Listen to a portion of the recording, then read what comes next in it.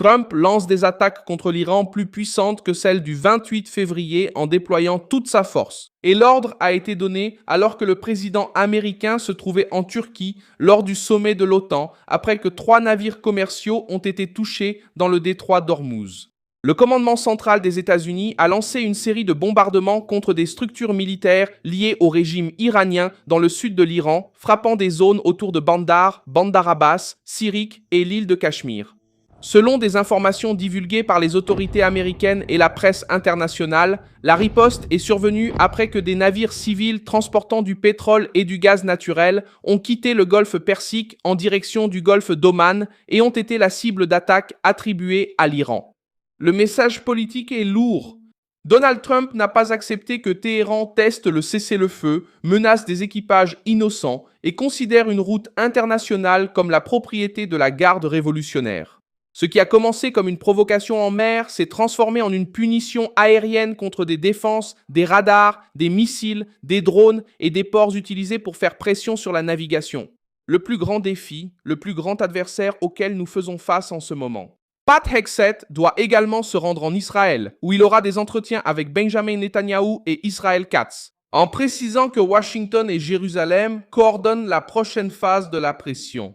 Qu'est-ce qui a poussé Trump à donner une réponse bien plus forte que la précédente? Pourquoi l'Iran a-t-il décidé d'attaquer des navires civils dans le détroit d'Ormuz? Comment cette offensive peut-elle encore renforcer la pression sur le régime des ayatollahs? Je vais tout vous expliquer tout de suite. Si vous aimez ce genre de contenu direct et sans détour, pensez à vous abonner, car ici il y a une vidéo comme celle-ci tous les jours.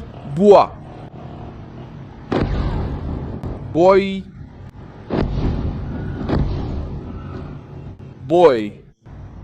L'opération américaine a commencé dans la nuit du 7 juillet 2026 en réponse aux attaques contre 3 navires commerciaux qui traversèrent le détroit d'Ormuz. La région abrite l'une des routes maritimes les plus sensibles de la planète pour le pétrole et le gaz. Et le régime iranien a décidé d'agir précisément là, utilisant la menace en mer comme instrument de chantage. Le commandement central des États-Unis a déclaré que l'action avait été menée pour imposer des coûts élevés à l'attaque contre des navires civils sur une voie maritime internationale.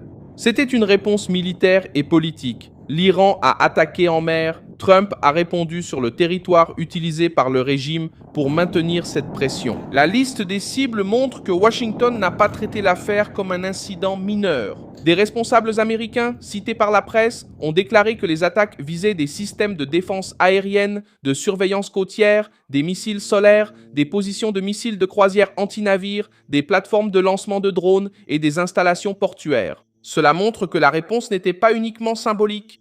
La cible était la structure qui aide l'Iran à surveiller, menacer et attaquer la navigation dans le détroit d'Ormuz. Selon un responsable américain cité par Axios, la nouvelle série de frappes était 4 ou 5 fois plus importante en portée et en puissance que la réponse précédente à Ormuz, menée 10 jours plus tôt. Bandar Abbas est apparue comme l'un des points les plus sensibles de la nuit, car elle se trouve au centre du pouvoir naval iranien, dans le sud de l'Iran. Là-bas, il y a des structures liées au contrôle maritime du régime, ainsi que des zones utilisées pour les mouvements militaires et la pression sur le golfe Persique. Il y a également eu des rapports d'explosion près des installations maritimes du régime, ainsi que dans des zones utilisées pour les mouvements militaires et la pression sur le golfe Persique. Shahid Haqqani à Sirik et sur l'île de Keshm. Les médias iraniens ont reconnu des explosions à plusieurs endroits dans le sud de l'Iran. Et cela a déjà suffi à montrer que l'attaque a touché le corridor que Téhéran utilise pour tenter de contrôler le détroit.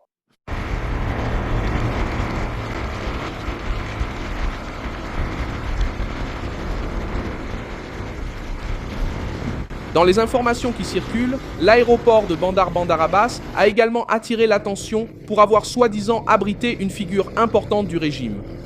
Mais la vérification publique la plus solide, jusqu'à présent, confirme principalement les attaques contre des structures militaires et portuaires dans la région. La réaction américaine s'explique par les attaques contre des navires commerciaux. L'un d'eux a été identifié comme le navire de gaz naturel liquéfié Al-Rekayat, lié au Qatar, qui a été touché près de la côte d'Oman. Un autre navire mentionné dans les enquêtes était le pétrolier saoudien Eudian.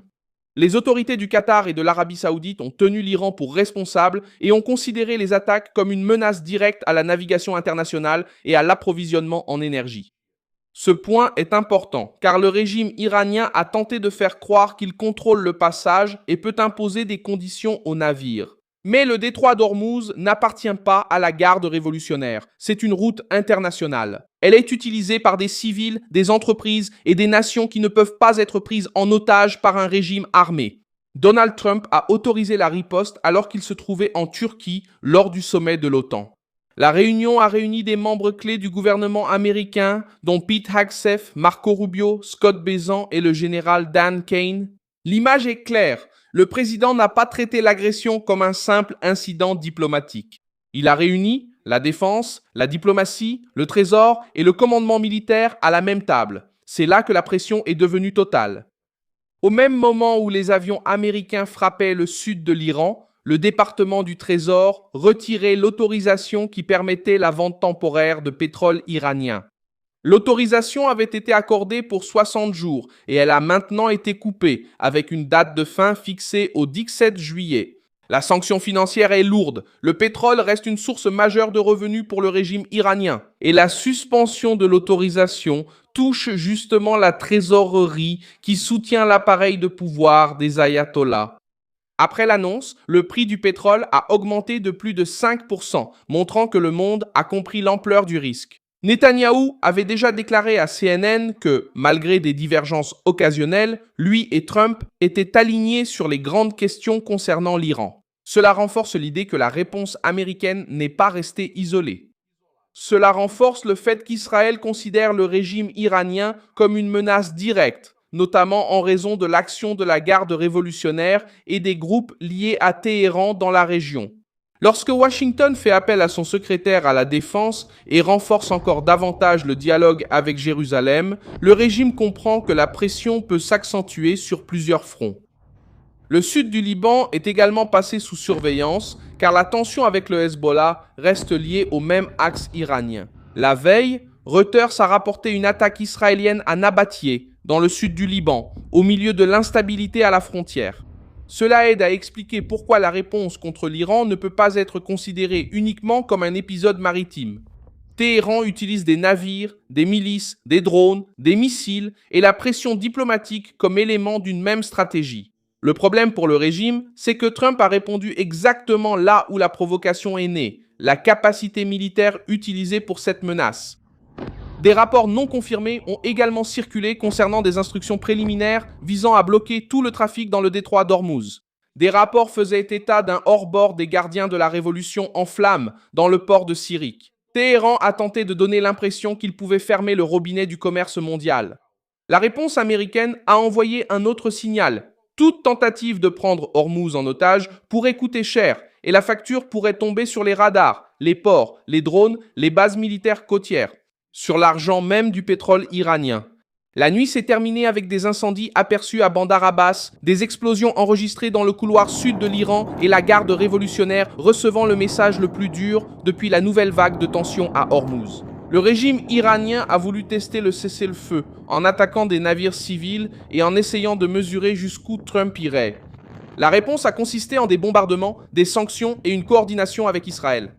Pour Téhéran, le choix est devenu plus restreint, cesser d'utiliser le détroit comme arme politique ou faire face à une pression américaine qui vise désormais à la fois le bras militaire et les finances du régime. Merci beaucoup d'avoir regardé cette vidéo jusqu'à la fin. Soutenez notre projet et contribuez financièrement via la clé Pix qui apparaît à l'écran. Nous sommes une chaîne indépendante, soucieuse de vous informer au plus près de la vérité. Votre contribution nous aide à continuer d'exister.